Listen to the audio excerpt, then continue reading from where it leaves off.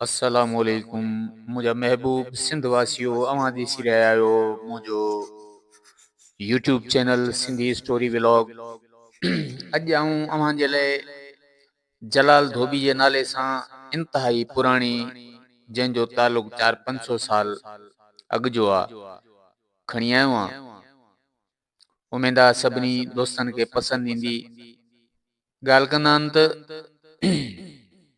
ही जलाल धोबी उहो वलीउल्लाह बुज़ुर्ग शाइर सुघड़ हस्ती हो जंहिं उन ज़माने में सिंधी ॿोली जो बुनियाद रखियो ऐं हज़रत शाह अब्दुल लतीफ़ भटाई रहमतुल्लाह अलैह पिण संदसी शाइरी में जलाल धोबीअ जी लिखियल ॿोली इस्तेमाल कई। वला अलमला बहितर तो जाने, लेकिन जलाल धोबी जे नाले ज़िक्र कंदा आहिनि त पंहिंजे दौर जो इंतहाई बेहतरीन महान इंसान हो, जंहिंजो तालुक ज़िले दादू सां हो। किसो कोता ॻाल्हि कंदा आहिनि त ज़िले दादू ऐं भान सेदाबाद जे विच ते खुदाबाद शहर नाले मौजूद आहे, जेको अॼु बि आहे। ऐं उन जे मेन रोड ते हिकिड़ी मस्जिद आहे अंग्रेज़नि जे ज़माने जी, जंहिंजो बुनियाद उन ज़माने में रखियो पियो वियो त उन जो बुनियाद केबतुल्ला शरीफ़ जे साम्हूं न पियो बीहे, केॾी महिल हिन पासे थिड़ियो वञे, केॾी महिल हिन पासे थिड़ियो वञे। मज़दूरनि राज़नि हिननि वॾा हीला हलाए छॾिया, लेकिन मस्जिद जो महराब जेको आहे उहो उन जाइ ते न पियो बीहे। आख़िर ॻाल्हि खुटाइणी जलाल धोबी जे बारे में ॻाल्हि कंदा आहिनि त इंतहाई बेहतरीन इंसान, वलीउल्लाह, अल्लाह जो वली, बुज़ुर्ग शाइर, सूफी बुज़ुर्ग ऐं तमामु वॾो सुघड़ ऐं सुघड़नि में अक्सर संदसि ज़िक्र हलंदो रहंदो आहे। अल्लाह जो वली ऐं सिंधी ॿोलीअ जो बुनियाद रखण वारो जलाल धोबी दादू ज़िले जे ॻोठ पीर तरहो सां हिन जो तालुक हो। चवंदा आहिनि त बलोचिस्तान खां हिकिड़ो उन ज़माने में दरिया निकिरंदो हो, जेको दरिया अल्लाह जे हुकुम ऐं संदसि हुकुम ते ठही निकितो हो, जेको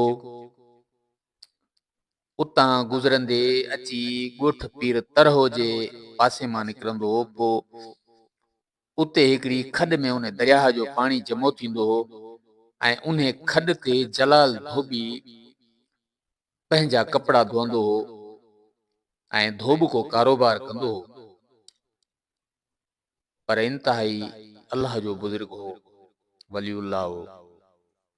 सो ॻाल्हि मस्जिद जी पे कईसीं त उन मस्जिद जो किस्सो जलाल धोबी सां वाॻियल आहे। खोड़ सारा जलाल धोबी जे हिसाब सां वाक़िया आहिनि, लेकिन फ़िलहाल ऐं फ़िल वक़्तु आऊं हिकिड़ी वाक़िए जो ज़िक्र कंदुसि, जंहिं वाक़िए जो ज़िक्र मुंहिंजे दोस्त सुधीर अहमद चांजे, जंहिंजो तइलुक पिण ॻोठ पीर तरहो सां आहे, जेको फुलजी स्टेशन जे वेझो आहे। जॾहिं उन्हनि मज़दूरनि राज़नि खां उन मस्जिद जो महराब सिधो न पियो बीहे, सभु परेशान हाल त छा कजे, कीअं कजे, आख़िर कहिड़ी वजह आहे, कहिड़ी ॻाल्हि आहे, या कहिड़ो असां खां को एॾो वॾो गुनाह थी वियो आहे जंहिंजे करे मस्जिद जो महराब सिधो नथो बीहे, मस्जिद जो महराब फिरी थो वञे।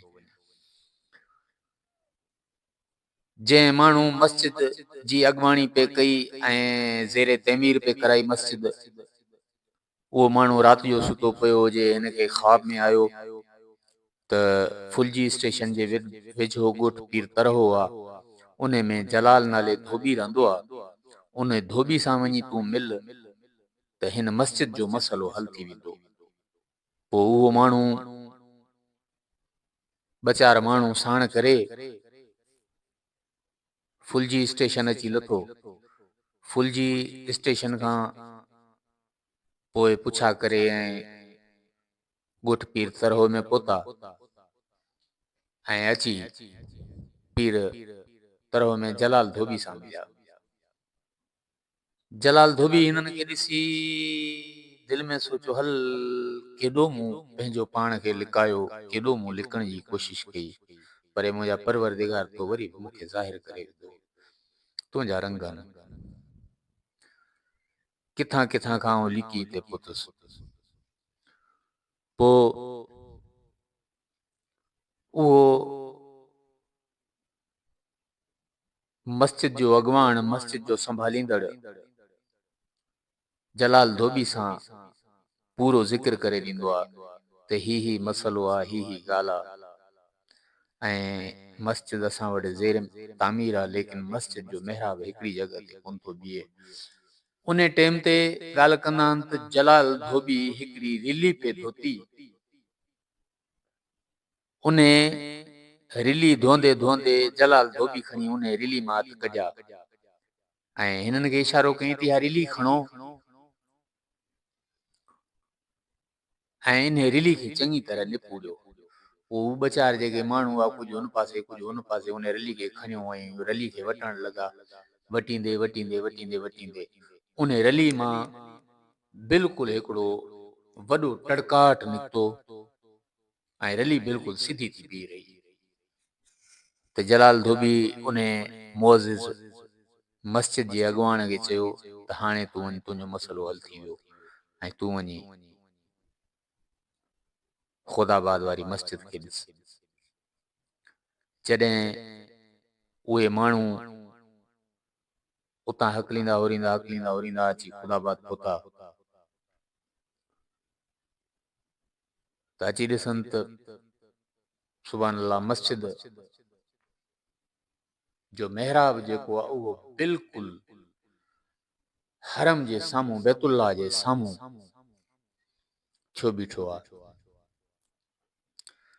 जेको हिननि जी वॾी जफ़ाकशी करण बैदि बि सिधो न पियो बीहे। जलाल धोबी जी मज़ार अॼु बि उते ॻोठ पीर तरहो में आहे ऐं खेसि संदसि ते सालियानो उर्स बि लॻंदो आहे, पर ॻाल्हि कंदा आहिनि त 10-15 साल थी विया आहिनि जो हींअर उनजो किन फसादनि झेड़नि जे करे उर्स बि बंदि थी वियो आहे ऐं उते मेलो वग़ैरह को कोन थो लॻे। ऐं जलाल धोबी उहो महान बुज़ुर्ग, वलीउल्लाह, शाइर, सुघड़ो, जंहिंजो मक़बरो ठहियल त आहे, 4 दीवारी आयल त आहे, पर ॻाल्हि कंदा आहिनि त पंहिंजे मथां छित खे बि बर्दाश्त कोन कंदो आहे ऐं अॼु ताईं बि हुनजो जेको मक़बरो आहे, मूं त कोन ॾिठो आहे पंहिंजनि अखियुनि, लेकिन उन दोस्त जे ॻाल्हि करण पुठियां त उन जी 4 दीवारी अॼु बि बीठल आहे, पर कंहिं बि कोशिश कई आहे ज़ेर तामीर कराइण जी ऐं उन ते छत हणाई आहे त उहा छत रातो रात गाइब थी वेंदी आहे। सुबुह वरी ईंदा आहियूं त उहा 4 दीवारी ख़ाली बिठी हूंदी आहे ऐं छत ॾिसण में न ईंदी आहे। त दादू ज़िले सां इहा मस्जिद अॼु बि मौजूदु आहे, अंग्रेज़नि जे ज़माने जी, ऐं उहो ॻोठ पीर तरहो अॼु बि मौजूदु आहे, जंहिंजा दोस्त ज़िक्र कंदा रहंदा आहिनि। सो दोस्तो, अगरि अॼु जी कहाणी तव्हांखे पसंदि आई हुजे त बराए महिरबानी अव्हां मुंहिंजे YouTube चैनल खे सब्सक्राइब कयो, लाइक कयो, कमेंट कयो ऐं आऊं खणी अचां अव्हां जे लाइ बहितरीन कहाणियूं। तव्हां सभिनी जी वॾी महिरबानी। अल्लाह निगहबान। वरी मिलंदासीं ईंदड़ कहाणी में।